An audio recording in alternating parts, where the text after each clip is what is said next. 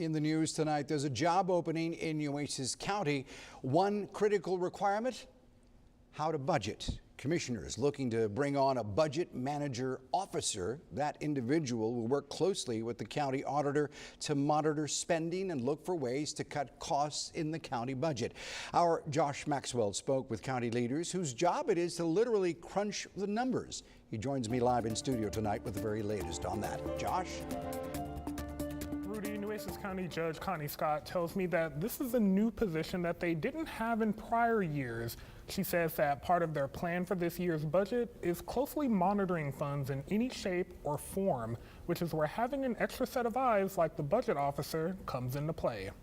We're already knowing next year that, if we spend everything in our budget, that we're in the hole. Nueces County Judge Connie discussing the reality of the newly approved $147 million county budget. She says that things have to be a bit tight this year. Starting out next year, we will be behind again. But sometimes you have to spend money to make money, which is where the budget manager officer role will come into play, helping to maintain checks and balances. To keep us in check, to make sure all of our departments, all our department heads, our elected officials that have budgets underneath us, we are very restricted this year. It's just another person with another set of hands. Lisa Davis is the newly appointed Interim County Auditor. She will be working closely with the budget manager to make sure the county and all its departments are within their budgetary constraints. But that does take a special skill set.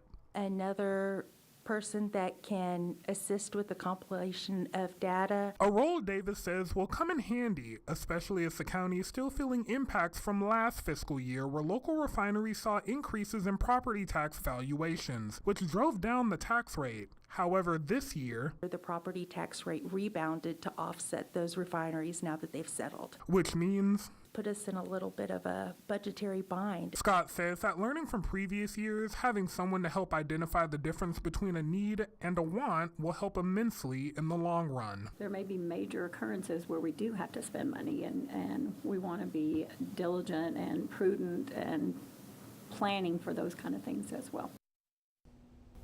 A very important position. Now, Scott did tell me that they're not looking to fill it just yet. That budget manager officer position will have to be filled after the election. She tells me that it gives the new personnel an opportunity to meet and have say on who fills that role. Rudy?